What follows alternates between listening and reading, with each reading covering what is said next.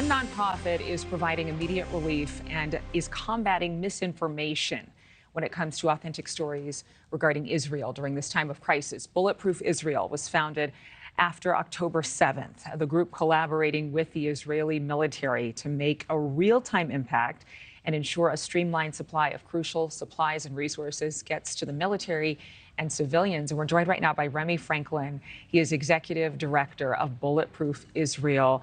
And I know you're in Israel. You've been traveling quite a bit. How are you doing it? I'm exhausted, but I'm just doing it. I think you want to hit the go. Just go with it. Right now, I'm actually in Jerusalem. Our friends that stand with us lent me their office so I could do this interview with you today. So, well, thank you so much for being here. I know you're a man of many skills, but I really want to just find out a little bit more about Bulletproof Israel and tell viewers at home, because I've heard the name of the organization time and time again. I think you all have conducted some screenings of video from that fateful day, October 7th, just to inform people about how horrific it was. I also know that you yourself, just individually, will go out on the street and walk people home safely after they attended synagogue to let people know, hey, whoever you are, if you need a friend to walk home, I'm here for you. You are a jiu-jitsu expert, and then you have this nonprofit. So just talk a little bit about what your main mission is.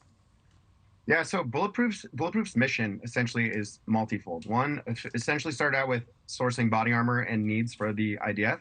After that, it went towards medical. So everything from CAT tourniquets to wheelchairs to ambulances, all the things that were necessary. But at the end of the day, the real focus when the war is over is going to be mental health. So one of our core values specifically is going to be healing all of those that have any form of trauma within Israel. Will you be working with any of the hostages' families and the hostages themselves? Have you all been able to make those kinds of connections?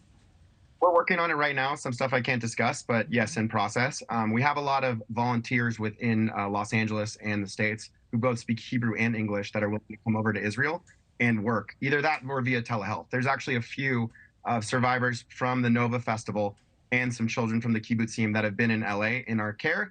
And we've been making them feel a lot better, helping them with therapy, but also giving them a time that, lets them decompress. So whenever there's a discussion of mental health, for a lot of people, especially those who are people of faith, there is a connection between mental health and spiritual growth and development and support. So I know you plan to meet with spiritual leaders there, and you're also going to be visiting in Gaza. So what is your intention from a faith perspective? So I'm Jewish. I mean, it's not a surprise. I think if you check me out on Instagram, understand what I do. I'm a big believer in Judaism, and I'm definitely a part of the tribe. What I would say is I think it's important because the Jewish community itself is one giant organism. We're one heart, we're one people, and we help each other heal. And a lot of that has to do with, being part of the community. And it's a beautiful community that allows everyone to come together, regardless of what level of observance you are. Everyone comes together to take care of each other because, again, we're a populace of 15.2 million people in the world. So part of that being Jewish, it's not just so much a physical thing. It's also a very big spiritual thing that it's incumbent upon all of us to take care of each other. And the religious leaders. Go right ahead. Go for it. No. I wanted to hear what you were going to say. And the religious leaders. They really work that very hard. So there's different organizations. They spend a lot of time healing and taking time. Like I think we're doing a lot, but I can tell you rabbis and rebbitzins and people that are part of the actual, the Jewish community that is responsible for that, they are spending more time than anyone doing a lot of healing currently. And that's within the States, because anti-Semitism is wild within the United States and Britain and Australia. So the rabbis are working harder than all of us at this point, I would say. And I know that you visited Britain recently, talking about anti-Semitism and also obviously meeting with mayors. Thank you again, Remi, and you're doing a lot of work. So I wish you a lot of energy and strength and good health and safety as you travel throughout that region. Thank you.